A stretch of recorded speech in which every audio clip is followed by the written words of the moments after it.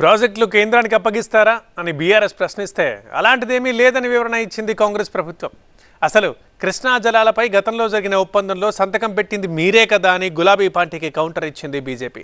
దీంతో తెలంగాణలో మళ్ళీ నీళ్లపై రాజకీయం రాజుకుంది. తెలంగాణ రాజకీయాల్లో మళ్లీ వాటర్ వార్ మొదలైంది.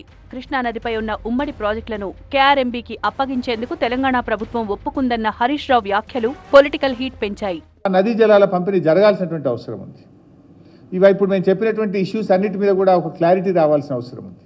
ఇవన్నీ రాకుండా ఆపరేషన్ మాన్యువలే లేకుండా మరి కేంద్ర ప్రభుత్వానికి అప్పచెప్తే రేపు మన పరిస్థితి ఏమవుతుంది? ఈ రాష్ట్రం తీవ్రమైనటువంటి నష్టం జరుగుతుంది.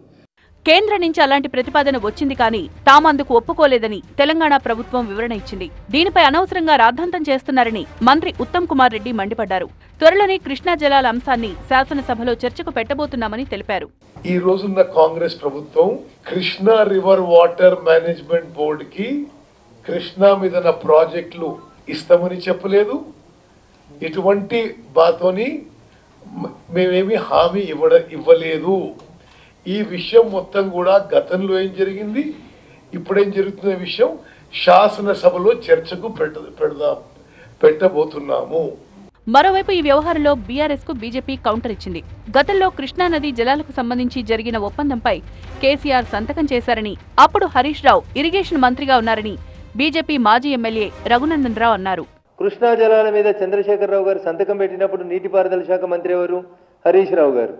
ఇవన్నీ మరిచిపోయి ఏదో మంచి జరిగిన అన్ని రోజులు మేం చేసినాం, ఎలక్షన్లు రాగానే కేంద్ర ప్రభుత్వాన్ని తిట్టాలి, బీజేపీని తిట్టాలి, బీజేపీని బదనాం చేయాలి. ఉమ్మడి ప్రాజెక్టులు నిజంగానే కేఆర్ఎంబీ పరిధిలోకి వెళ్తాయా లేదా అన్న విషయంలో క్లారిటీ రాకపోయినా రాజకీయ పార్టీలు మాత్రం తప్పు మీదంటే మీదే అంటూ ఒకరిపై ఒకరు దుమ్మెత్తి పోసుకుంటున్నాయి.